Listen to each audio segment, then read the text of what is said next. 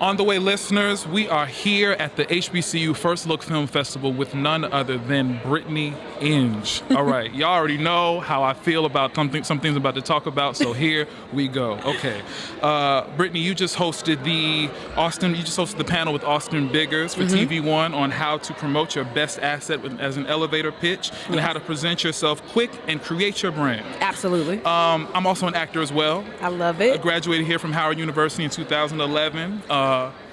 That's what We're class of 2011. Okay, we here. Period. Okay. I know it. Okay. So, I'm about to hit 35 on November the 29th. Nice. Same birthday as Chadwick Thiebaud's, which our school was renamed. My favorite. But something happened to me around the age of 30 where my boundaries became effortless and my no's became no's, and it's brought me such peace. You talked about some of that. You talked about the empowerment of your no's. Exactly. When did that realization come for you, and how did you see your career elevate afterward in response to it? That's such a great question, first of all, and I'm very excited to be here and talking to you today. Sure. I think what helped bring that realization was navigating this industry, honestly. After saying yes to a few things that, you can't take your yes back, especially not after you've done the work. So after saying yes to a few things, trying to build my resume, which is completely valid. We all do it, especially when we're first starting.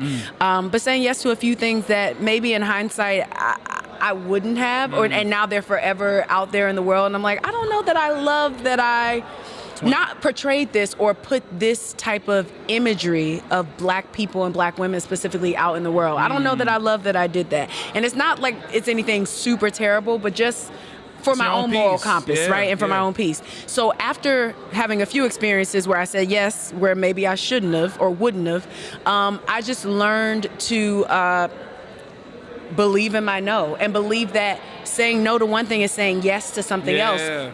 Usually yes to something better. And so it was just a belief in something I had to learn in the practice, right? In the doing. Let them use you. Yeah.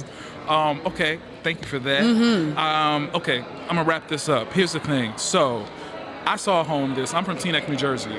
I saw Home this summer. Oh my gosh. A beautiful story by Sam Art Williams about really searching for homes outside of yourself when it's really there the whole time. That's right. I thought it was a beautiful show. You played 20 characters each. Yeah, me and Story Ayers. I was kind of familiar with you and Story, but after that I said, oh, okay.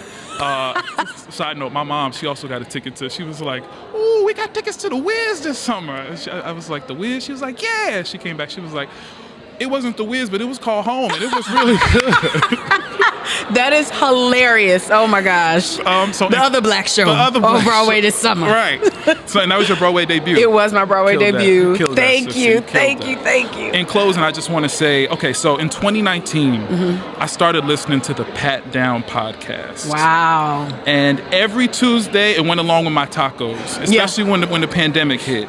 And I was actually, my co-host right here, my birthday's later this month, she got me a ticket to see Miss Pat perform in New York tonight. Wow. But I had to tell her we couldn't do it because we had to be here. Wow. However, if I had to miss Miss Pat to be here with you, that is an honor. Thank you. When I saw the casting, I was like, oh, so Miss Pat got everybody, she got none of her kids except Ashley in the show. And then I realized, that's not Ashley, it's just uncanny. That's hilarious.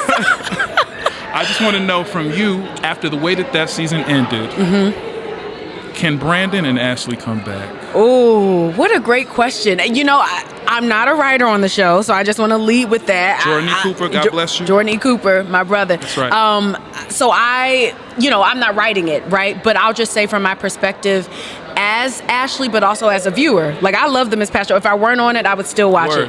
I think that sibling blow-ups are their own special kind of storm because we can say things that cut so deep, things that maybe if it were a friend or you would never recover from. I just had this conversation. You know what I mean? Yeah. Like it can go crazy and they can hurt you like no one else can. And so it can get really deep.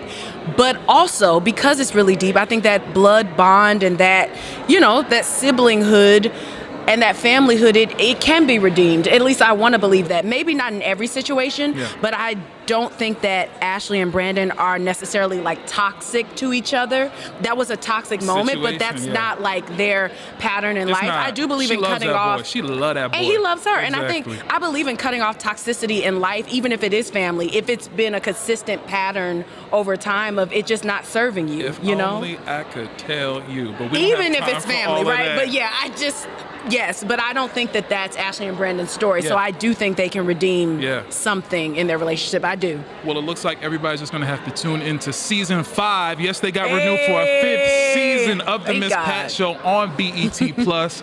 Brittany Inge, it was an honor to speak with you and to meet you. Thank you so much. Thank you for having me. Yes, please.